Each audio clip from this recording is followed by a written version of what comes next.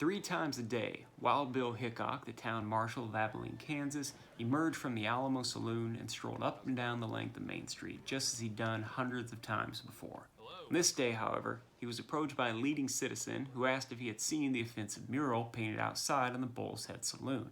Hickok replied that he had not, but that he'd head over there and take a look. Upon arrival, Hickok found the mural to be of an enormous bull, anatomically correct, though hugely exaggerated. As the town had considered it indecent, Hickok asked the owner of the saloon, a Texan named Phil Coe, to come out and speak to him. Coe asked what the problem was. Hickok told him that he needed to remove the offensive image or simply paint over the offending part. As it was a recently commissioned mural, Coe refused to do so. In response, Hickok fetched a shotgun, went to the general store and purchased a gallon of paint, and came back with a worker to do the painting. As the man painted, Hickok stood over him, cradling the shotgun in his arms.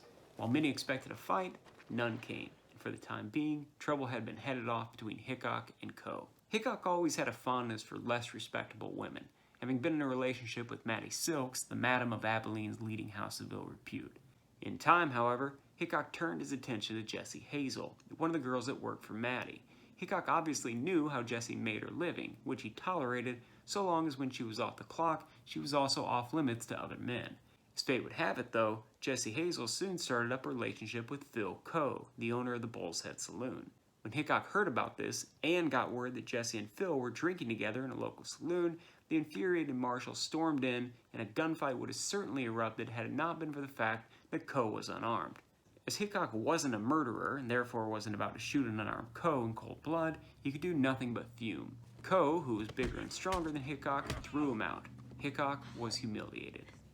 Inside the Alamo Saloon, Hickok sat with his back to the wall as he'd always done. Around 9 p.m., a gunshot rang out from the street. Hickok rose, walked outside, and found Phil Coe standing on the boardwalk with a smoking gun in his hand about 8 feet away. Already knowing the answer, Hickok asked who had fired the shot. Coe laughed and said that he shot at a stray dog. It was clear to all present that there was no dog and that Coe had fired the shot to draw Hickok outside. At that moment, Coe whipped up his revolver and fired twice, the first bullet passing between Hickok's legs and the second going wide through his coat. Instantly, Hickok drew, cocked, and fired, sending 2 slugs through the belly of Phil Coe. While the shots still echoed in the streets, Hickok heard a man running up behind him on the boardwalk. The marshal turned and saw a figure coming towards him with a gun in his hand, his face obscured by the darkness. According to the Abilene Chronicle, Hickok reacted in a flash and, quote, as quick as thought, sending 2 bullets into the man's head, dropping him dead on the spot. Hickok then turned to the gathered crowd and challenged them to come and get the rest of his bullets if they wanted them.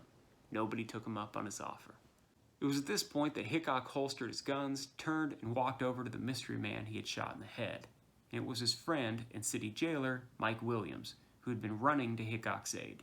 Hickok was devastated. Onlookers described Hickok's eyes swelled with tears as he picked up Williams and carried his body into the Alamo Saloon, laying it down, weeping beside it for some time.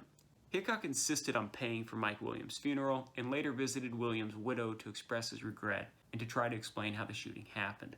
Although Hickok was obviously troubled by what had occurred, few residents of Abilene blamed him, and a coroner's inquest exonerated him.